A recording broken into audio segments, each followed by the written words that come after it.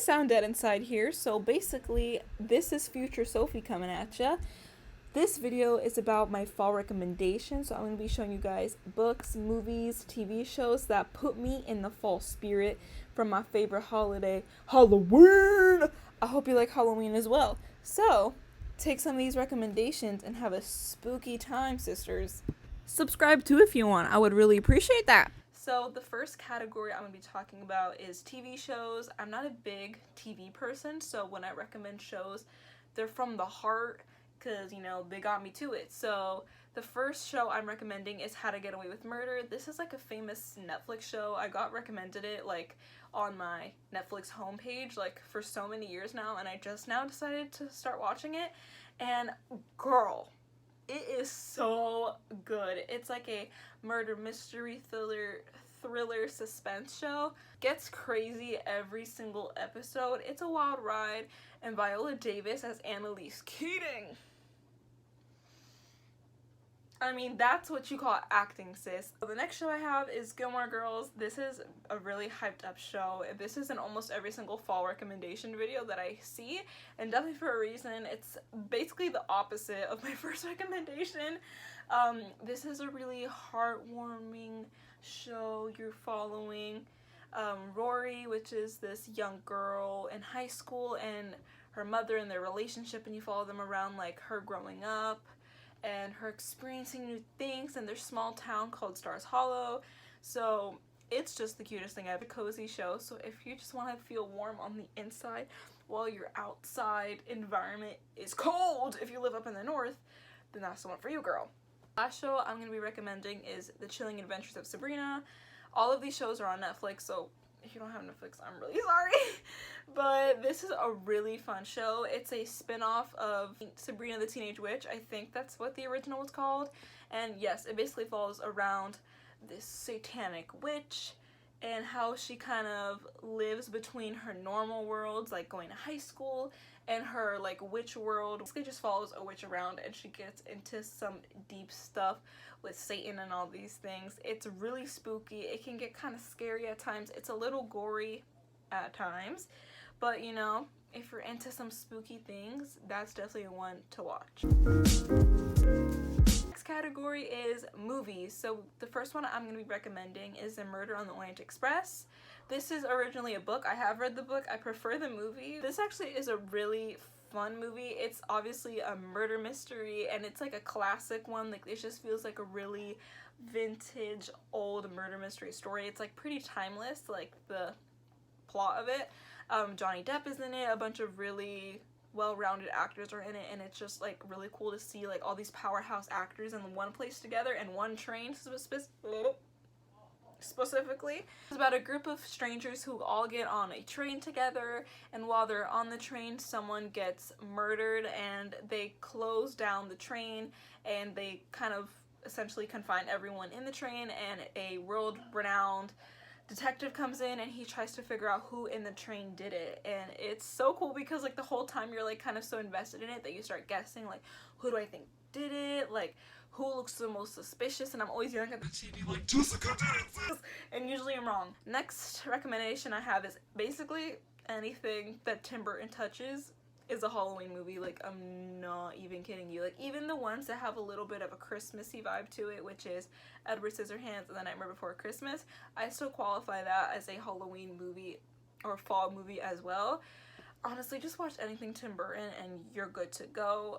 I recently just watched Beetlejuice for the first time, which is kind of crazy because that's like a classic and everyone knows about it and everyone's like raving about it. Yes, I watched it for the first time. I love it. Winona Ryder.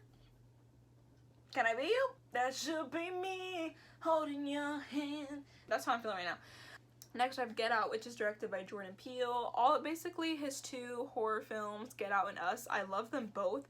I have both of those movie posters on my wall. I love them both. Get Out, I feel like it's going to become a new horror classic though.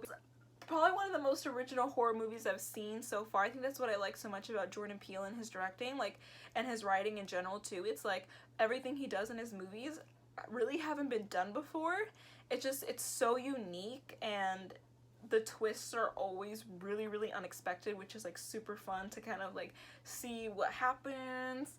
And yes, anything Jordan Peele I recommend, specifically Get Out though. I have A Midnight in Paris. When I think about fall and Halloween, I think of like the dark academia like aesthetic, like Dead Poet Society, which is a great movie as well, which I also recommend, and just like Oxford University vibe. A Midnight in Paris is literally that aesthetic in one film, set in Paris. Like, can you ask for anything better? No, sis, you can't. This is essentially about a writer who takes his fiancée to Paris.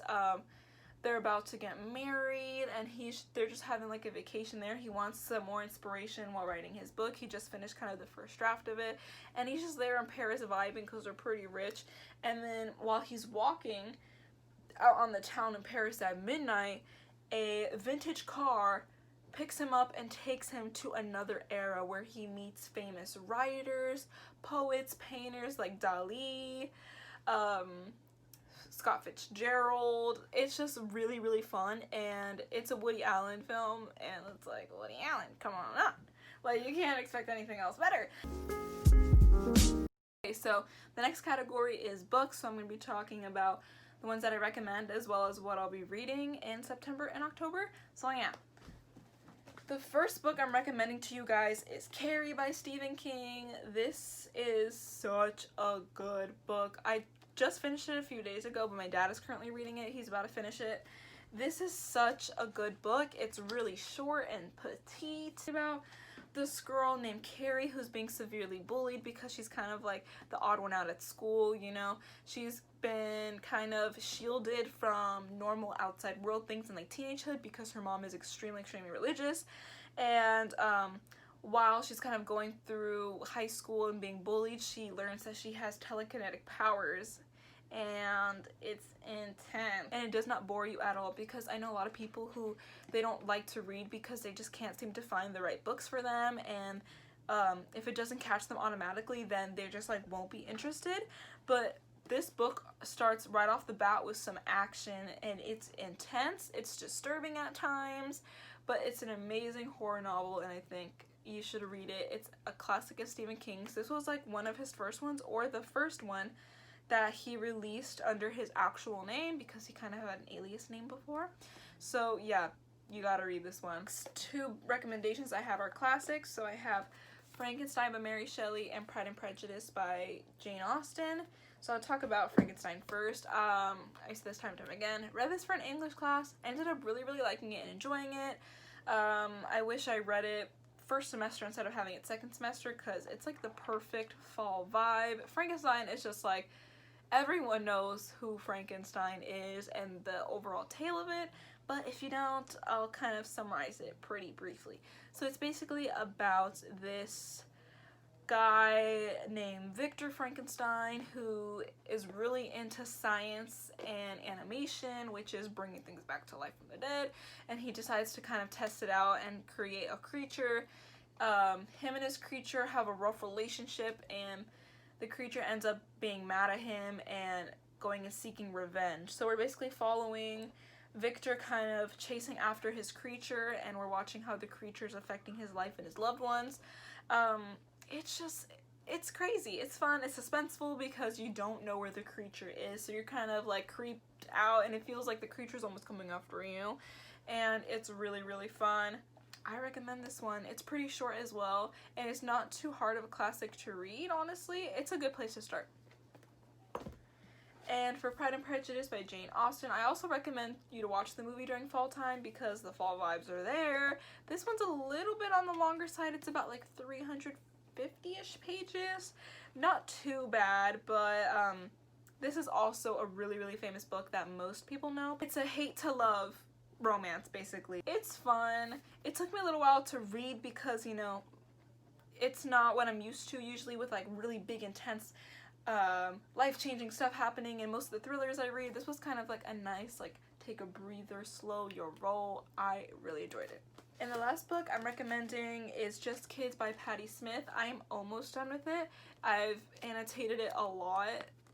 This has to be one of my favorite novels now. Like, it's incredible. It's an autobiographical story, or memoir if you will, about Patti Smith's start. She's most known for her singing career in a rock band.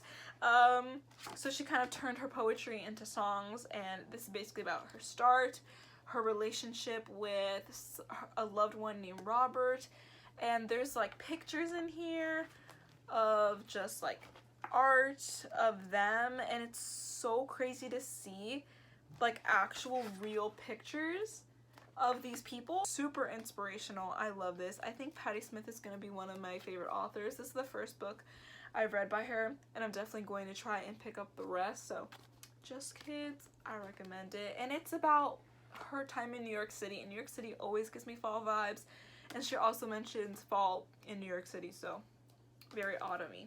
So lastly, I'm going to be talking about the books I plan on reading, so it's a mini TBR. I've got, you know, an interesting pile here. So first I have Skeleton Crew by Stephen King. I picked this up at a thrift store. If you're going to buy books, I highly recommend you go to a thrift store or a used bookstore, just because it's way cheaper, so more affordable for you, and also it's more sustainable and environmentally friendly. So if you can, I do recognize that being able to be sustainable is a privilege because of accessibility and price ranges, but this is actually a really affordable way to, you know, get into sustainability. So with that being said, I got this from a thrift store. I don't really know what this is about. I know something like with the catacombs or something like that. I don't know. There's skeletons on it, and there's a crew. And it's Stephen King, so I know it's gonna be Halloweenish. So I'm going to read Dune by Frank Herbert. I picked this up at a used bookstore for $10, like hello. And I know they're selling these like crazy because of the new film coming out with Timothée Chalamet and Zendaya and a bunch of other amazing actors. Reading it the other day, I'm like on page 25, and I really like it. It's science fiction, it's a whole new world. I'm not into fantasy, I'm trying to get into it though. Might read Game of Thrones later on, but I think science fiction is a good like little transition genre into getting into fantasy. So I'm really liking it thus far. It's grabbing my attention. I'm starting to annotate it. So, you know, that's a good sign. So I'm gonna read that. So we have Pet Sematary by Stephen King. There's a really cute story of how I got this. Basically, my dad, my little brother, and I, we decided to cut through a park back home, which is not what we usually do. And while we were walking back home, there was like this bag of books on the floor in front of a house, and I was like, are these free? And then the person who was giving away the books, he overheard, and he was like, yeah, they're free. And while we were looking through, I didn't really know any of the books there. I didn't recognize any authors or anything, so we were about to take like 1 or 2 books, and then he was like, do you guys like Stephen King? My dad and I had been starting a Stephen King collection. We were like, yeah. And then he brought out a huge bag full of Stephen King books, and we brought them all home, and Pet Sematary was one of them. This is the old edition, the old cover. It's used, and oh my gosh, it's like, that's gorgeous. And like the pages are literally yellow. Like, sis, that's vintage. And look at the back. Like, you don't see back covers like that anymore. I'm so excited to read this. I've heard nothing but amazing, spooky, terrifying things about this book. I know I've heard this is one of Stephen King's scariest books, and that people are scared of cats now. I want a cat named Mafia. Don't steal that name. I'm watching you.